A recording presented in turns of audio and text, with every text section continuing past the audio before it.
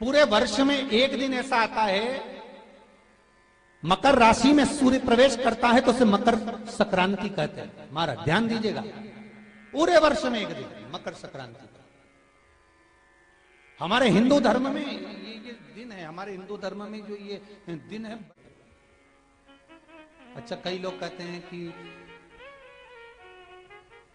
सूर्य की उत्तरायण का क्रम है, ये क्रम है, ये पूजन का क्रम है, तिल्ली के लड्डू का क्रम है, लड्डू बना लो तिल्ली का, इसका क्रम है। पर अगर स्कंद पुराण उठाओ तो स्कंद पुराण में अगर मकर संक्रांति के क्रम को यदि पढ़ोगे तो मालूम पड़ेगा कि पूरे वर्ष में एक दिन ऐसा था जिस दिन भगवान शिव और नारायण ये दोनों, इसलिए आज भी हिंदू धर्म में गुड़ के लड्डू तिल्ली के साथ मिलाते हैं। क्यों? उसका कारण कि शंकर और नारायण ये दोनों एक ही दिन एक ही पल गंगा का स्नान करने के लिए आए। एक भगवान शिव, देखिए कितना कितना हमारे हिंदू धर्म में एक एक तिथि का, एक एक बार का एक एक महत्व है, उसको समझिए।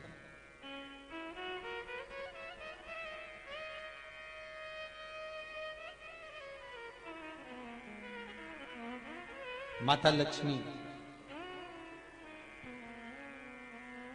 भगवान नारायण और भगवान शिव को स्नान के लिए गुप्त रूप से झांकती है।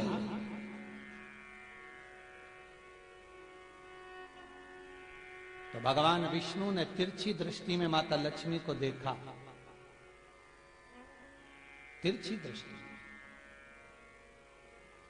तो माता लक्ष्मी को देखकर भगवान विष्णु शिव जी को देखे तो शंकर भगवान ने कहा, नारायण हमने देख लिया, महारानी लक्ष्मी झांक रही है, हमने वर दे दिया है कि लक्ष्मी का एक नाम गुप्त लक्ष्मी रहेगा, ये छुपी रहेगी। और आज मकर संक्रांति के दिन नारायण और शिव का दर्शन इस लक्ष्मी ने करा है। पर जो गुप्त लक्ष्मी का दान दे देगा उसके घर में कभी कोई बड़ी बीमारी प्रवेश नहीं करेगी। कैंसर जैसा रोग, किडनी और लीवर का रोग नहीं हो सकता। आज भी नियम है कि मकर संक्रांति के दिन एक लड्डू बनाया जाता है गुड़ और तिल्ली का, उसमें 1 का सिक्का, 2 का सिक्का या कोई लक्ष्मी उसमें फंसा दी जाती है और लड्डू को पैक कर कर किसी मंदिर में दान दे दिया जाता है। उसको कहते हैं गुप्त लक्ष्मी, जिससे घर में कोई बड़ी बीमारी प्रवेश न हो। वो केवल मकर संक्रांति को ही होता है। मकर संक्रांति का जो दिवस है वो कोई साधारण नहीं। आप लोग दान करते हो मकर संक्रांति पे? कितनी चीजें दान करते हो? और सुहागन माताओं को देते हो ना, क्या देते हो? कितने देते हो? 13, 14 कितने हैं? 14। कौन से पुराण में लिखा है कि 14 चीज देना चाहिए? अरे बोलते जाओ जरा जल्दी जल्दी, बड़ी मुश्किल से तो पकड़ाई में आते हो तुम शिवरी नारायण वालों। 14 चीजें दान देना है। किस पुराण में लिखा है? कोई तुमसे पूछ सकता है तो महाराज आप कह सकते हो अग्नि पुराण में वर्णन आता है। कौन से पुराण में लिखा है? अग्नि पुराण में लिखा। देवऋषि नारद भगवान विष्णु के पास जाकर पूछते हैं, नारायण कृपा करिए। भगवान विष्णु ने पूछा क्या बात है, बोलिए देवऋषि नारद क्या चाहते?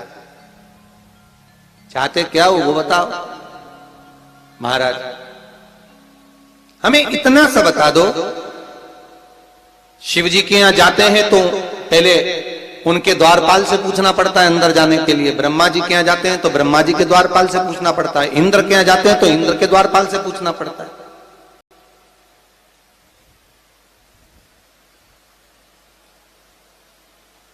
हम जितनी भी जगह जाते हैं तो कोई ना कोई द्वारपाल से हमें पूछना पड़ता है अंदर जाने के।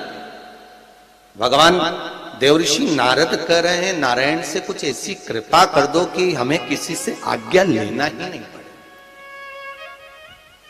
भगवान विष्णु तो उनकी बात को बस थोड़ा सा सुने और अंदर चले गए। नारद जी को लगा हमारा तो कोई जवाब ही नहीं दिया।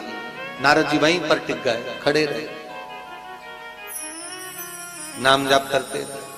विष्णु वापिस आए और देवऋषि नारद से कहा एक काम करो, जब सूर्य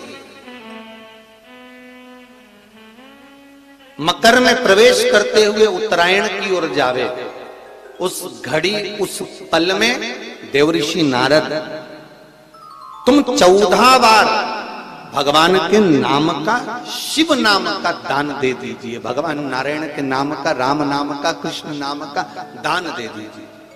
अब देखो यहां पर यह नहीं लिखा कि प्लास्टिक का डब्बा दो, समझ लेना जी हो अच्छे से, कि लोगों ने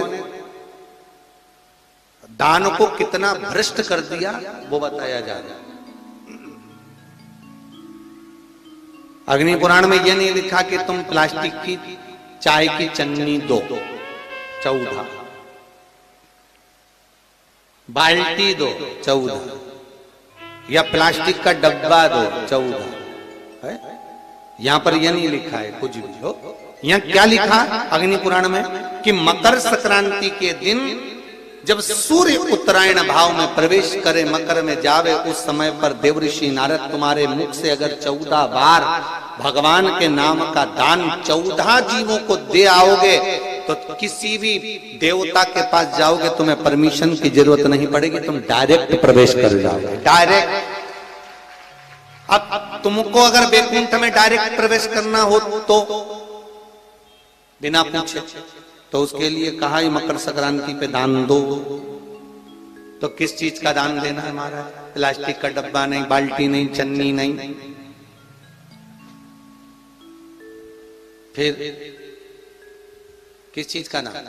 तो कहा अगर देवर्षि नारद आप दान दे रहे हो तो 14 नाम का दान दीजिए, 14 जीवों को नाम का दान दे दो, भगवान के नाम का भजन करो।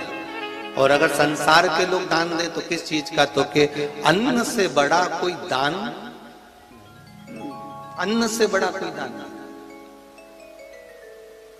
आपको अगर ऐसा महसूस होता है कि किसी ने आपकी दुकान पर बंधन कर दिया, आपका व्यापार बांध दिया, 4 दिन दुकान अच्छी चल रही है और 4 दिन बंद हो रही है, तो महाराज सूर्य का उत्तरायण जो प्रवेश है मकर के अंतर्गत, वो दोपहर में लगभग 2:30 बजे के करीब में आएगा, 2:30 से 3 के करीब में आएगा। तो निवेदन करूंगा मैं आपको ऐसा लगता है कि आपका व्यापार 4 दिन अच्छा चल रहा है, फिर गिर रहा है, फिर चल रहा है, फिर नीचे आ रहा है, तो जब मकर राशि के भीतर सूर्य प्रवेश करेगा 2:30 के लगभग में आएगा, शायद दोपहर में 2:30-3 बजे के करीब में प्रवेश करेगा, तो आपको ऐसा लगे या किसी की तबीयत थोड़े दिन अच्छी हो रही है, फिर गिर रहा है, फिर अच्छी हो रही है, फिर बेकार हो रही है, फिर अच्छी हो रही है, फिर बेकार हो रही, दवाई खा रहे हो नहीं लग रही, तो आप जब मकर राशि में सूर्य प्रवेश करे, कल मकर संक्रांति के दिन उत्तरायण जब सूर्य के भाव प्रवेश करे,